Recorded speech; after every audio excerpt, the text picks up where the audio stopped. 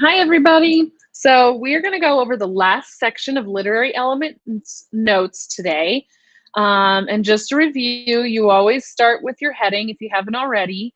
And I am putting that in blue because blue is a sample in our class. So you're going to put your first and last name, the day you started the notes, and your class period. Then you're going to find the section of notes that you need to complete. And basically, you need to complete every section of notes that you failed on the pre-test, okay?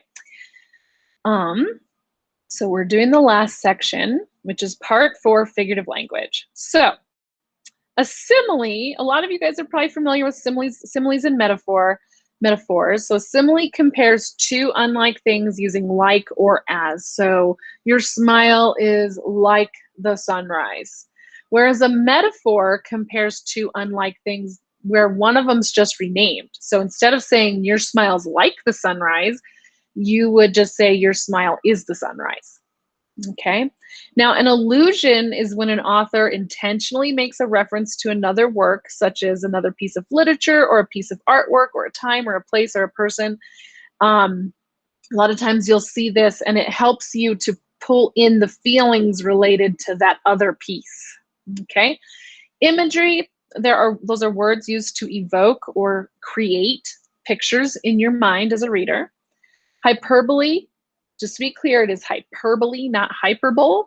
Okay, hyperbole is an exaggeration. So I'm so hungry I could eat a horse. No, I believe you're hungry. I do not believe you could eat a horse. Symbolism is basically a symbol is a physical object that represents an abstraction. So every time you are out in public and you see a picture of a character on a bathroom, you don't even need the word bathroom. You just know that that's what that is. That's the bathroom. All right. Irony are words that are often mean something different or opposite of what they mean. And then repetition is when words, symbols, themes, or other parts of the story are used more than once.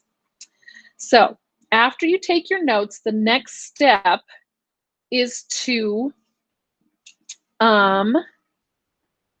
write your 5 comments or questions in the margins. And you have to do 5 comments or questions per section of notes you have to take.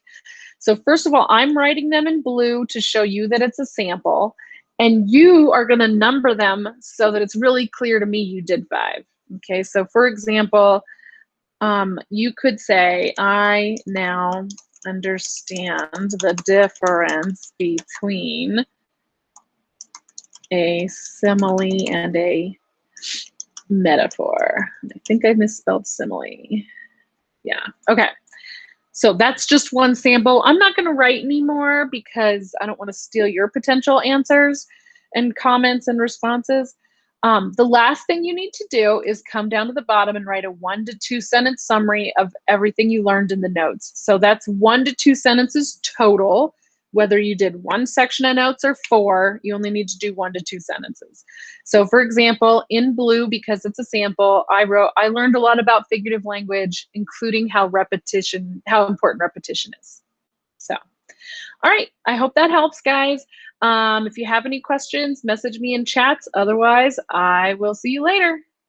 Bye.